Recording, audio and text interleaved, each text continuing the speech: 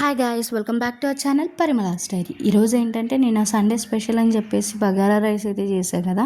So ఆ video అయితే full making process ఈరోజు పోస్ట్ చేస్తున్నాను, చూసేయండి. ముందుగా స్టవ్ వెలిగించి బాండి పెట్టి అందులోకి 3 టేబుల్ స్పూన్లు ఆయిల్ వేసి 4 సన్నగా పొరుగ్గా తరుక్కున్న ఉల్లిపాయలను కూడా వేసుకొని బాగా వేగనివ్వాలి.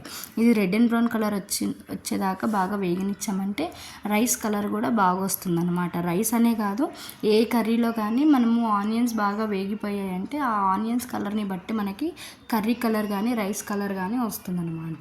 ఇప్పుడు ఇందులోకి చిటికెడంత పసుపు, పొడుగ్గా తరిగి పెట్టుకున్న 2 టమాటాలను కూడా వేసుకొని బాగా మగ్గనివ్వాలి. అవి మగ్గే టైంలోనే మనము కొత్తిమీర పేస్ట్ అండ్ అలాగే అల్లం వెల్లుల్లి పేస్ట్ కూడా వేసి పచ్చివాసన పోయేదాకా బాగా వేగనివ్వాలన్నమాట లో ఫ్లేమ్లోనే.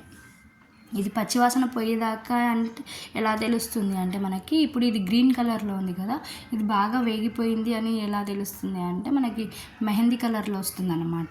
సో అప్పుడు మనకి బాగా వేగిపోయిందని అర్థం.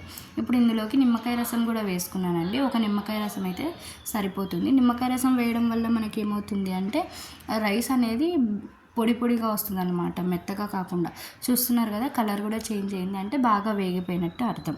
ఇప్పుడు మనము ఇందులోకి 1 కప్పు బియ్యానికి 2 కప్పుల నీళ్ళలాగా వేసుకోవాలన్నమాట. మీరు ఎన్ని కప్పుల బియ్యం తీసుకుంటే అన్ని కప్పులకి ఒక 1:2 లాగా అయితే వాటర్ అయితే తీసుకోవాలి, ఓకేనా. ఇప్పుడు ఇందులోకి రుచికి సరిపడంత ఉప్పు వేసి బాగా ఎసరుని మరిగిపోయిన తర్వాత బియ్యం అయితే వేసుకోవాలన్నమాట. కడిగి పెట్టుకున్న బియ్యం వేసుకొని 5 నిమిషాలు హై ఫ్లేమ్లోనే ఉడికించుకోవాలి. హై ఫ్లేమ్లో ఉడికించుకోవడం వల్ల మనకి ఏమవుతుందంటే రైస్కి అనేది మసాలా కలర్ అనేది బాగా పడుతుందన్నమాట, ఓకేనా.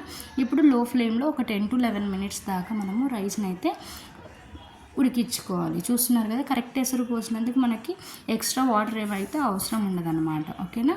చూస్తున్నారు కదండి, చాలా టేస్టీగా ఉంటుంది. మీరు కూడా ట్రై చేసి టేస్ట్ ఎలా ఉందో నాకు కమెంట్ చేయండి, ఓకేనా.